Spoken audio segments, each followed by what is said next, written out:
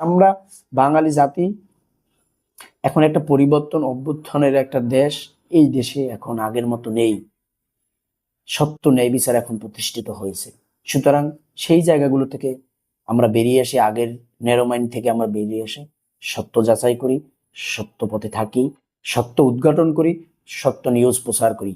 টাকার জন্য নয়, টাকা আমার পিছে ছুটবে, আমি টাকার জন্য মানুষের পিছে ছুটবো না। দেখবেন টাকা আপনার পিছে ছুটবে যদি আপনি কোয়ালিটিফুল মানুষ হন। একটা মানুষ যদি কোয়ালিটিফুল হয়, সে অর্থের দিকে তার ছুটা লাগে না, অর্থ তার দিকে আসে। এরকম হাজার হাজার উদাহরণ আছে। আজকে আমি টাকার জন্য কেন ছুটবো? টাকা আমার পিছে আসবে যদি আমি কোয়ালিটিফুল ব্যক্তি হতে পারি। তাহলে আমি কেন এই সামান্য কিছু টাকার জন্য, কিছু ভিউর জন্য মিথ্যাকে সত্যে রূপান্তরিত করে আজকে দেশবাসীর কাছে ছড়িয়ে দিয়ে একটা মানুষ সম্পর্কে বাজে মন্তব্য করি? এটা তো ঠিক না। এর জন্য আল্লাহর আদালতে কিন্তু আমার দাঁড়াতে হবে। সুতরাং আমরা যেখানে যে নিউজগুলাই করি, সত্য নিউজ করার চেষ্টা করি। যারা আমরা সাংবাদিকতার পেশায় আছি, সত্য নিউজ করি। আবারও বলছি, যেটা সত্য উদ্ঘাটন করতে পারি, যেটা সত্য সেইটাই আমরা প্রচার করি।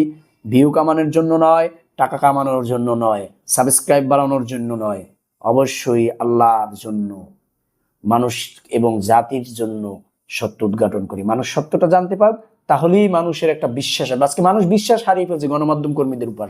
কারণ তারা অনেকেই বলে যে এই নিউজের খবর এগুলো ভুয়া কেন হবে? আমরা যদি সত্য নিউজ করতাম তাহলে কি এই কথা আমাদের দ্বারা হতো? আমাদের দ্বারা মানুষ নেগেটিভ কিন্তু ধারণা পোষণ করতে পারতো না।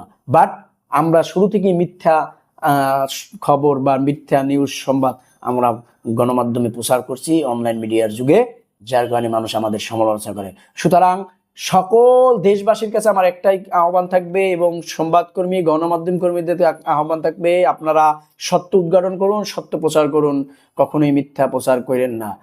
বিষয় আপনার হচ্ছে দরকার আপনি একটা দিন সময় নিন, ঘটনা সম্পর্কে বিস্তারিত জানুন, তারপর আপনি প্রচার করুন। নচেত প্রচার করা উচিত নয়। আমি কিন্তু তখন সময় লাইভে আসলে ওই ছেলেকে যা তাই ইচ্ছে গালি দিতে পারতাম। দেখেন, আমি কিন্তু কিছুই করি নাই। বাট আমি যখন 2টা দিন ওয়েট করছি, সত্যটা জানছি, আজকে আমি আপনাদের সামনে এসে বিষয়টা বললাম। তো এইরকমের বিষয়টা। সুতরাং আপনারাও এরকম করুন, সত্য আগে যাচাই বাছাই করুন, দেন হচ্ছে গিয়ে আপনার প্রচার করুন।